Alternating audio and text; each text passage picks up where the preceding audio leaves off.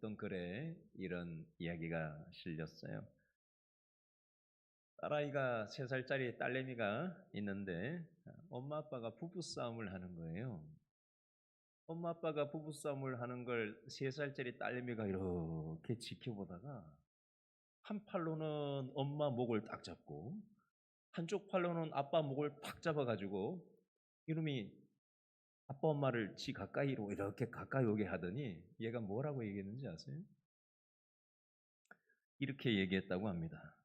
우리 좀 사이좋게 살자. 3살짜리가 우리 좀 사이좋게 살자. 아빠 엄마한테 싸우지 말고 사이좋게 살자고 3살짜리가 얘기를 했다는 글 내용입니다. 결혼할 때는 우리가 사랑하면서 행복하게 살자라고 기대하고 결혼하지만 살다 보면 부부싸움을 날이면 날마다 하는 가정들이 적지 않습니다. 어, 회사 동료하고도 싸움이 생길 때가 있고요. 또 학교 아이들도 싸움이 생길 때가 있고요. 또 요즘 국가와 국가 간에도 싸움이 있죠. 전쟁이 여전히 우크라이나와 러시아의 전쟁이 진행 중이고 또 이스라엘과 팔레스타인 전쟁이 또 옆 나라에 불이 붙어서 중동에 지금 계속해서 전쟁 중입니다. 전쟁의 역사라는 책도 있더군요. 심지어는 교회에서도 싸움이 있습니다. 사람이 사는 곳은 어떤 곳도 예외 없이 다툼이, 싸움이 있어요. 여러분, 사람은 죄된 본성을 가지고 있기 때문에 싸움을, 다툼을 피할 수는 없습니다. 근데 이 다툼과 싸움을 잘 하느냐, 잘 처리 못하느냐는 또 다른 문제일 수 있습니다. 잘 처리되면 좋지만 이 다툼과 싸움의 문제가 잘못 처리되면 이게 자기 자신도 망가지고 상대방도 망가지고 또 교회 안에서 이런 일이 생긴다면 교회도 망가지게 되는 것입니다. 인류 최초의 인간이었던 아담의 집에도 다툼과 싸움이 있었어요. 그 다툼을 잘 처리하지 못했기 때문에 큰아들이 작은아들을 죽여버리는 살인사건이 최초 아담의 집에서 생겼습니다. 우리가 초대교회로 돌아가자 참 많이 얘기하는데 초대교회에도 다툼과 싸움이 있었어요. 다른 이유도 아니고 구제를 이렇게 해야 되냐, 구제를 저렇게 해야 되느냐, 구제하는 문제 때문에 의견이 달라서 그것 때문에 초대교회에서 다툼과 싸움이 있었습니다. 성경의 바울, 믿음 좋은 사람이잖아요. 바나바, 얼마나 온유한 사람으로 알려져 있습니까? 그런데 이 바울과 바나바도 마가를 선교 여행에 데리고 가느냐 마느냐를 놓고 다툼과 싸움이 있었고 어려움이 있었습니다. 자, 오늘 야고보서 4장을 읽었는데요. 4장 1절과 2절에 보니까 싸움, 다툼, 싸움 이 표현이 1절과 2절에 2번씩 반복되고 있습니다. 오늘 야고보서에도 보니까 싸움, 다툼이 있었다는 것을 알 수 있어요. 한글로는 싸움이라고 되어 있는데 이 싸움의 헬라어 원어를 보면 국가 간의 큰 전쟁을 의미하는 게 한글로는 싸움이라고 번역된 내용이고요. 다툼이라고 1절과 2절에 역시 나오는데 헬라어 원문에 보면 이것은 작은 규모의 분쟁을 의미하는 원어적인 의미가 있습니다. 뭘 얘기하느냐?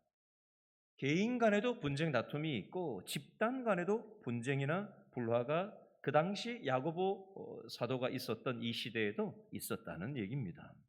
그러면 이유가 있을 거잖아요. 왜 사람들은 싸울까요? 원인이 있을 거잖아요. 다툼과 싸움의 원인이 무엇인지 먼저 살펴보려고 합니다. 자, 다툼의 원인을 살펴보는데 자, 오늘 야고보서 4장 1절 말씀은 그 싸움의 원인을 얘기하고 있어요. 4장 1절을 다시 읽어볼까요? 시작. 너희 중에 싸움이 어디로부터 다툼이 어디로부터 나느냐? 원인이 어디 있다고요?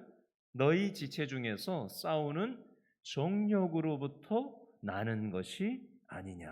싸움의 원인, 다툼의 원인은 정욕으로, 욕심 때문에 다툼과 싸움이 일어난다라고 얘기합니다. 철학자 플라톤은 모든 전쟁의 근원은 욕심에서부터 비롯된다라고 얘기했고요. 심리학에서는 사람이 싸우는 이유를 세 가지로 얘기하는데, 욕구가 충돌하기 때문이다. 두 번째는 가치관이 다르기 때문이다. 세 번째는 감정과 감정이 충돌했기 때문이다라고 얘기합니다. 첫 번째, 욕구가 충돌하는 것은 예를 들면 이런 거죠. TV를 집에서 보는데 남편이 보려고 하는 거는, 남편들은 보통 스포츠를 보려고 그러죠. 아내들은 드라마를 보통 보려고 합니다. 애들은 공연하는 걸 또 보려고 해요. TV는 한 개인데 서로 다 욕구가 다른 거죠. 그러면 싸움과 다툼이 일어나는 이치가 TV 보는 거를 예를 들었지만 다른 영역에서도 마찬가지라는 겁니다. 가치관 차이에 따라서 또 다툼과 싸움이 일어나는데요. 아들이 노란 머리를 했다가 그 다음 달에는 파란 머리를 했다가 그 다음 달에는 빨간 머리를 했다가 이렇게 하면, 그리고 또 머리를 하루는 또 묶고 다니고 이러면은 엄마가 그걸 보면은 꼴배기가 싫을 거 아니에요? 그래서 잘 때 이걸 잘라 말아 이러다 보면 실갱이가 생기고, 그 가치관의 차이에 따라서 다툼이 일어날 수 있습니다. 감정이 또 충돌할 수 있다는 거죠. 똑같은 말이라도 기분을 상하게 하면 감정이 충돌하게 됩니다. 뉴스에서 한 번씩 보잖아요. 기분 나쁘게 날 쳐다봤다 이거예요. 그래서 흉기로 사람을 찔러 죽이는 일이 잊을만 하면 한 번씩 TV에 나옵니다. 감정을 상하게 하는 것이 다툼과 이런 싸움의 원인이 될 수 있다는 겁니다. 다른 사람은 어찌 됐든 나만 만족하면 된다는 이 욕심 때문에 내 욕심을 채우려고 다른 사람의 만족을 뺏어오는 거죠. 나의 욕망 때문에 나의 만족이라는 욕망을 채우려고 다른 사람의 욕망이나 만족 따위는 생각하지 않다 보니까 그 욕심이 다툼을 일으킨다고 잠언 28장 25절에서 말씀하고 있습니다. 자, 지금까지 우리가 뭘 살펴봤죠? 다툼과 싸움의 원인을 살핀 거예요. 왜 다투느냐? 왜 싸우게 되느냐? 이걸 살폈어요. 그러면 그 다툼의 결과는 어떻게 되느냐? 그걸 또 살펴보겠습니다. 자, 2절 말씀을 한번 읽어볼까요? 야고보 4장 2절 말씀, 다툼의 원인 첫 번째가 나와요. 2절 시작. 너희는 욕심을 내어도 얻지 못하여 살인하며 시기하여도 능히 취하지 못함으로 다투고 싸우는도다. 너희가 얻지 못함은 구하지 아니하기 때문이요. 자, 현대어 성경에서는 이 2절을 이렇게 달리 번역하고 있어요. 읽어드릴게요. 여러분은 사람을 죽여서라도 자신이 갖고 싶은 것을 빼앗아 가지려고 합니다. 다른 사람에 대한 시기심에 못 이겨 싸움을 벌입니다. 여러분이 갖고 싶은 것을 얻지 못하는 까닭이 무엇이겠습니까? 그것은 바로 하나님께 구하지 않기 때문입니다. 이렇게 현대어 성경에서는 2절을 쉽게 표현하고 있어요. 내가 살인을 해서라도 내가 갖고 싶은 것을 우리는 얻으려고 하는 경향이 있습니다. 명예를 얻으려고 하고요. 권력을 쥐려고 하고요. 내가 옳다라고 그걸 증명해내려고 합니다. 내 주장을 관철시키려고 합니다. 수단과 방법을 가리지 않고 상대방을 꺾어서 자신의 정당함을 입증해야 속이 후련한 거예요. 지고는 못 살아요. 그 다툼의 결과가 뭐지요? 결국 다투고 싸우는 것밖에 안 남아요. 그러다 보면 이것이 가정에서 일어나면 가정이 망가지는 거고요. 교회에서 이런 일이 생기면은 교회가 망가지게 되는 겁니다. 서로 그냥 뭐 잘해보겠다고 시작을 한 것이지만 결국은 가정을 망치고 교회를 망치는 것이더라는 겁니다. 어떤 성도 한 명이 매주 목사님의 설교를 적어서 목사님에게 따졌다고 합니다. 어떻게 됐을까요? 교회가 분열이 되어서 교회가 세 개로 나뉘어졌다고 합니다.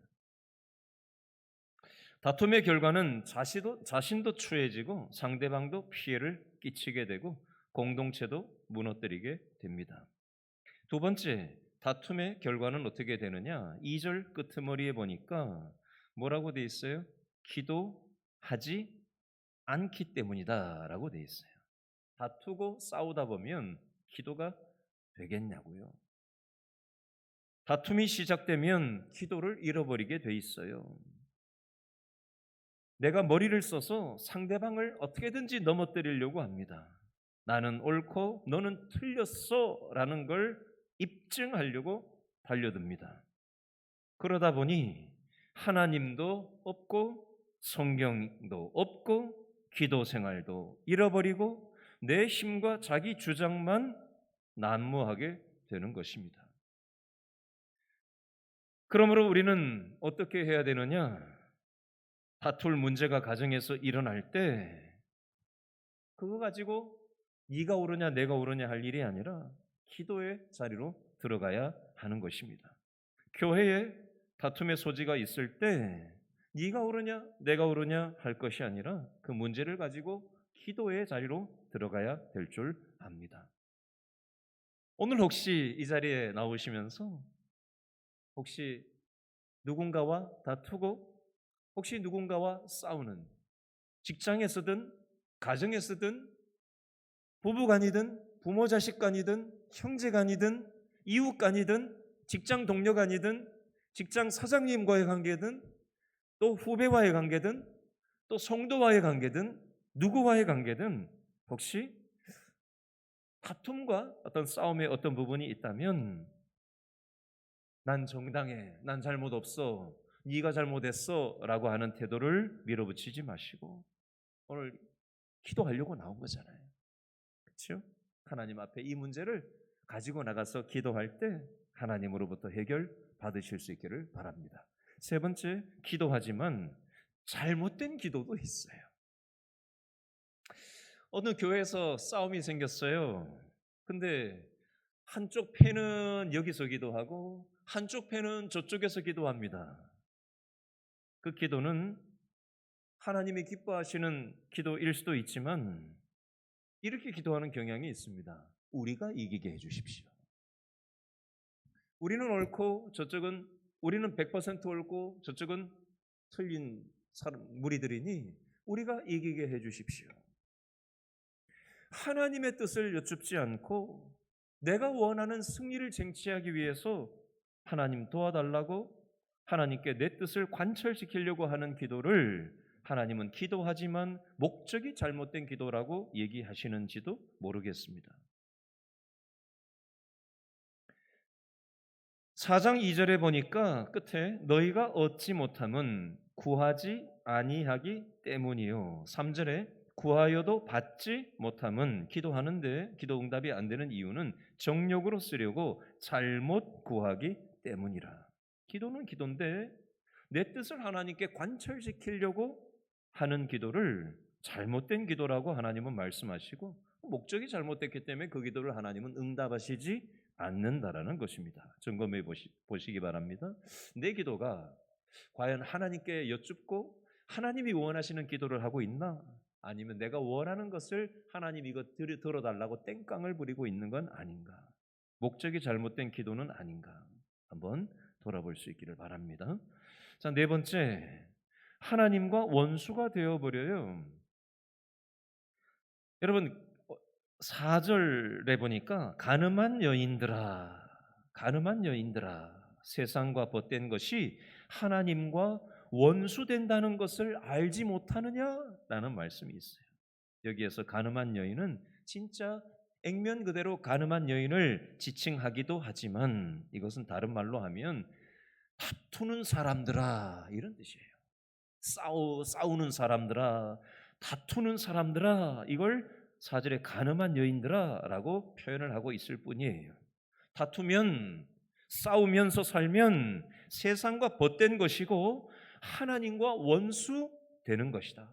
상대방과 싸우는 것 같고 상대방과 우리는 다툰다고 생각하지만 그건 세상과 벗이 되는 것과 같은 이치이고 하나님과 원수 맺는 것과 같은 것이다.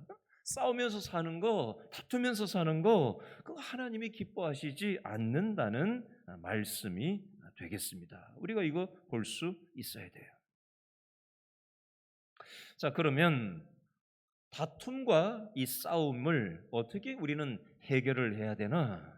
저를 한번 따라해 보시기 바랍니다. 하나님과의 관계 속에서 문제를 해결해야 됩니다. 하나님 없는 사람들은 뭐 감정 훈련도 하고 부모 역할 훈련도 하고 또 시간이 해결해 준다고 얘기도 하고 환경을 바꿔보라고 얘기하고 뭐 다양한 문제 해결 방식을 얘기를 합니다. 그러나 신앙에 있어서 이 다툼과 싸움의 해결 방식은 그런 세상적인 방식하고는 다릅니다. 우리는 하나님과의 관계 속에서 다툼과 싸움을 해결함 받아야 하는 것입니다. 자, 6절 말씀을 읽어보겠습니다. 야고보 4장 6절 다 같이 시작. 그러나 더욱 큰 은혜를 주시나니 그러므로 일러스되 하나님이 어떤 자? 교만한 자를 물리치시고 어떤 자? 겸손한 자에게 뭘 주신다? 은혜를 주신다 하였느니라. 하나님께 은혜를 구할 때 우리가 싸움에서 벗어날 수 있고 다툼에서부터 벗어날 수 있다라는 걸 얘기하는 겁니다.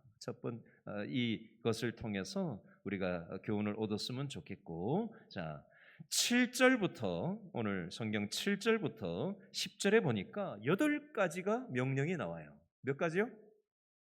잘 따라오세요. 정신 바짝 차리고. 자, 7절, 8절, 9절, 10절에 보니까 8가지가 나와요. 몇 가지가 나온다고요? 8가지가 나와요. 밑줄 그어 보세요. 7절에 하나님께 복종할지어다. 이게 첫 번째예요. 7절에 하나님께 복종할지어다. 두 번째는요. 마귀를 대적하라. 밑줄. 세 번째는 8절에 하나님을 가까이 하라. 네 번째는 손을 깨끗이 하라.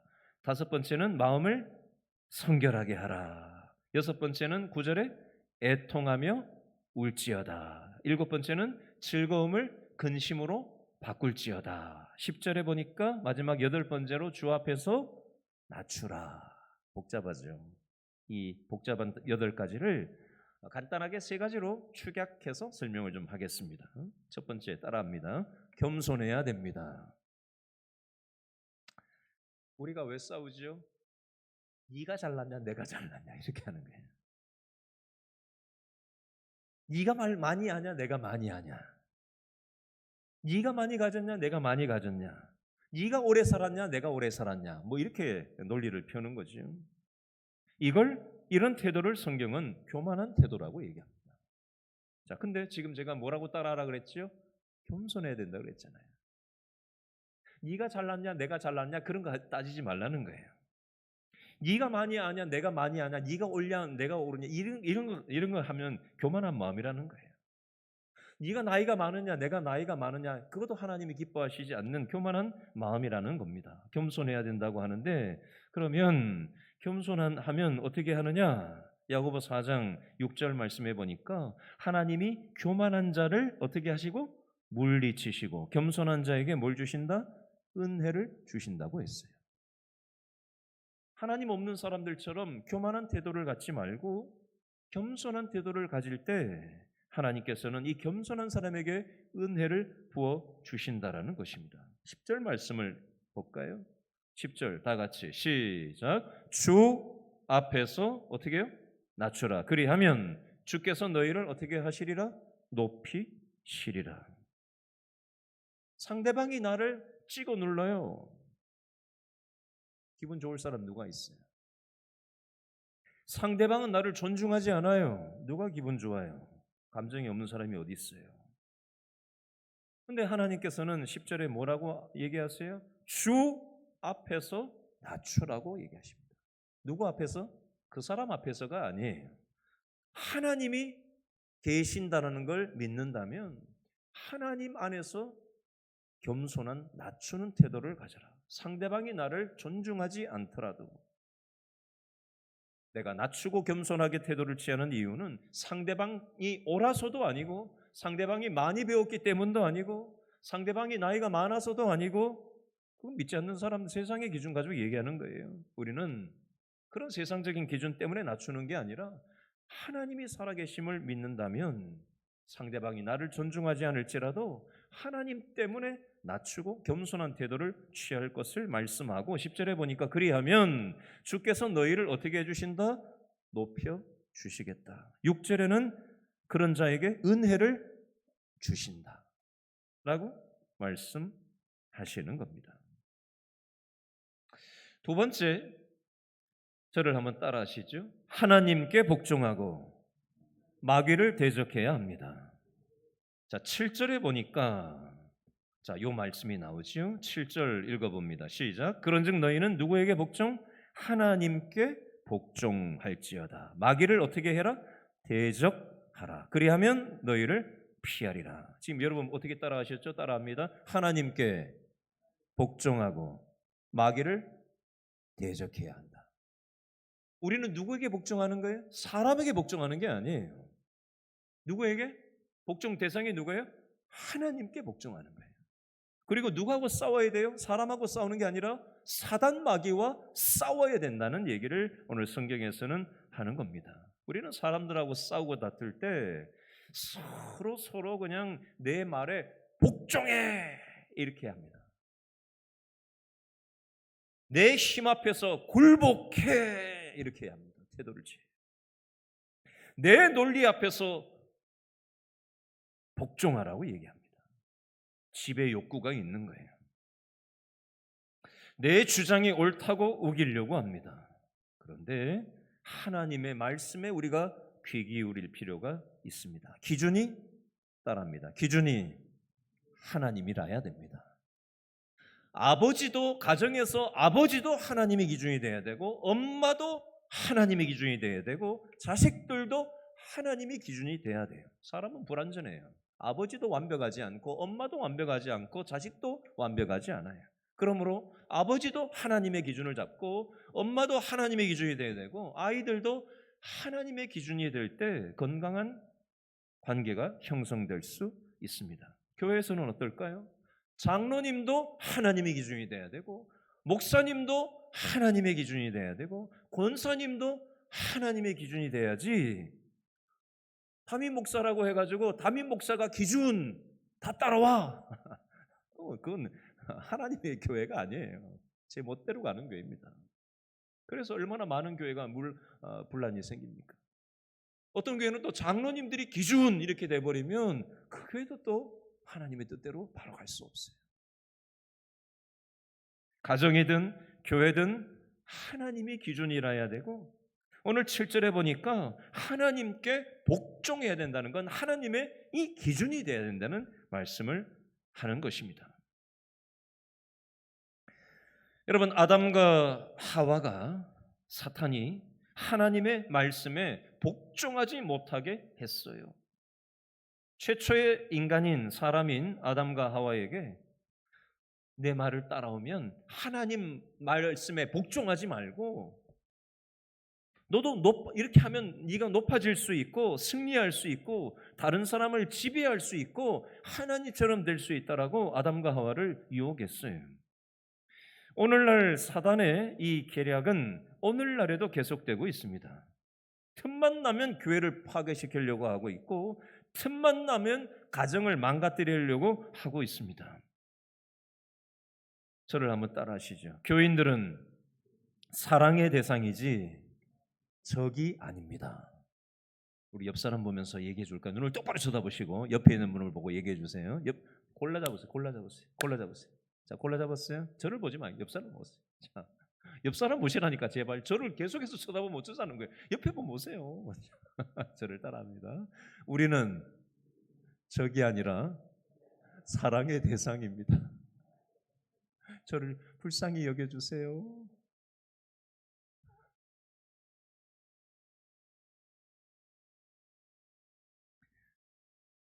여러분, 우리의 씨름은 혈과 육에 대한 것이 아니요 정사와 권세와 이 세상의 세상 주관자들과 하늘에 있는 악한 영들에게 대함이라 에베소서 6장 12절에 말씀합니다. 남편이 원수가 아니에요. 자식이 원수가 아니에요. 아내가 시어머니가 시아버지가 원수가 아닙니다.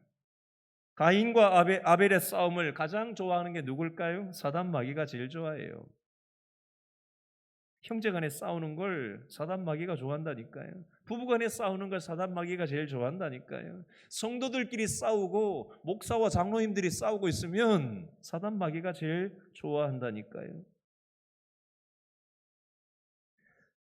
여러분, 세 번째입니다. 저를 따라하시죠. 하나님을 가까이 하면서 회개해야 합니다.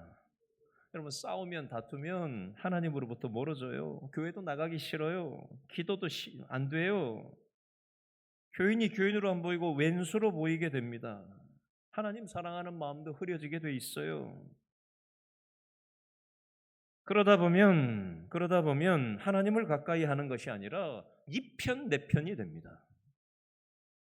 교회 안에 패거리가 생기면 안 돼요. 내 편, 이 편이 어디 있어요? 자기 편을 만들어서 상대방을 제압하려고 듭니다. 여러분, 성경에 다윗 잘 아시잖아요. 여러분, 다윗이 얼마나 사울한테 맨날 쫓기면서 죽을 고비를 많이 넘겼어요. 근데 다윗은 사울하고 싸우지를 않아요. 죽일 기회가 있었지만 죽이지 않고 싸우지 않습니다. 대신 다윗이 하나님을 가까이 해요. 저를 따라합니다. 다윗은 사울과 싸우지 않고 하나님을 가까이 했다. 여러분, 한나는 어땠을까요? 사무엘상에 보면 한나 나오잖아요. 분인나가 얼마나 그냥 성질나게 만들었어요, 옆에서. 그럼 싸워야 될 거 아니에요? 근데 싸우지 않습니다. 저를 따라합니다. 한나는 분인나와 싸우지 않고 하나님을 가까이 했습니다. 하나님 앞에 눈물 콧물 쏟으면서 하나님께 기도하잖아요. 여러분, 하나님 앞에 기도하면서 은혜를 구하면, 하나님을 가까이 하면, 저를 따라합니다. 하나님을 가까이 하면 누가 보일까요? 따라합니다. 내가 보입니다. 저를 따라합니다. 하나님을 가까이 하면 내 잘못이 보입니다. 따라합니다. 하나님을 가까이 하면 내가 죄인이라는 사실이 깨달아집니다. 따라합니다. 하나님을 가까이 하고 회개하는 사람에게 은혜를 주십니다. 여러분, 사람은 누구나 다 실수할 수 있어요. 여기서 보면 저 사람 키가 작네, 저 사람은 키가 크네, 저 사람은 좋은 옷을 입었네, 저 사람은 좋은 차를 타네, 뭐 어쩌고 저쩌고 하는데 한 300m 높이에서 내려다본다고 생각해 보세요. 무슨 옷을 입었는 게 뭐 그렇게 구별이 될 것이며, 어떻게 생겼는지 무슨 구분이 되겠어요? 많이 배운 게 무슨 구분이 되겠냐고요. 300m만 위에서 내려다봐도 아무 차이가 없는데 우리는 다 도토리 키재기라고요. 다 거기서 거기에요. 사람은 다 누구나 다 실수할 수 있고 실수 없는 사람이 도대체 누가 있습니까? 그러므로 우리는 우리의 연약함을 인정하고 하나님께 가까이 가면 갈수록, 그죠? 내가 얼마나 연약한 존재인지 깨달아지는 거예요. 그래야 이게 은혜의 문이 열리고 다른 사람을 볼 때도 은혜로 바라볼 수 있게 되는 것입니다. 우리는 늘 넘어질 수 있는 사람이에요. 좀 전에 얘기했지만 다윗도 원수를 갚지 않고 하나님을 가까이 했던 이런 다윗조차도 어떻게 했죠? 간음죄를 저지르고 살인죄를 저지르잖아요. 다윗도 별 수 없잖아요. 예수님의 수제자였던 베드로도 다른 사람은 다 예수님을 떠나도 나는 예수님을 떠나지 않겠습니다. 주는 그리스도이시요 살아계신 하나님의 아들입니다라고 얼마나 정답을, 믿음의 고백을 못 들어지게 했어요. 그런데 예수님 십자가 질 때 바로 3번이나 예수님 부인하잖아요. 이런 베드로를 예수님께서는 너는 나를 부인했으니까 너는 아웃, 너는 X야, 야 이 10원짜리야. 예수님은 이렇게 하지 않으셨어요. 요한복음 21장에 보면 이런 베드로를 향해서 어떻게 하시죠? 찾아가세요. 먼저 찾아가세요. 찾아가셔서 손수 고기를 구워주시고 배를 채우시고 또 자괴감에 빠져있는 무너진 베드로의 마음을 어루만져 주시고 위로해 주시고 다시 소명의 자리로 불러주시는 장면이 나옵니다. 여러분, 저와 여러분들 혹시 요즘 누군가하고 다투고 싸우고 계십니까? 그 원인이 어디에서 나오는지 오늘 말씀을 통해서 우리는 살폈고요. 그 다툼과 싸움의 결과가 우리의 삶을 얼마나 무너지게 만드는지, 가정도, 개인도, 교회도 얼마나 망가질 수 있는지, 그러면 어떻게 해야 되는지, 우리는 하나님을 가까이 할 때 하나님이 은혜 주시고, 또 회개할 때 하나님이 내 자신의 모습을 보게 하시고, 우리 모두는, 나만이 아니라 우리 모두는 연약한 존재라는 거, 다윗도 연약한 존재일 뿐이고, 믿음 좋은 그 강직한 베드로도 연약한 존재이고, 우리 모두는 다 연약한 존재, 하나님의 은혜가 없으면 살아갈 수 없는 존재라는 사실을 기억하고 하나님께 은혜를 구하고 나아가는 저와 여러분 될 수 있기를 바랍니다.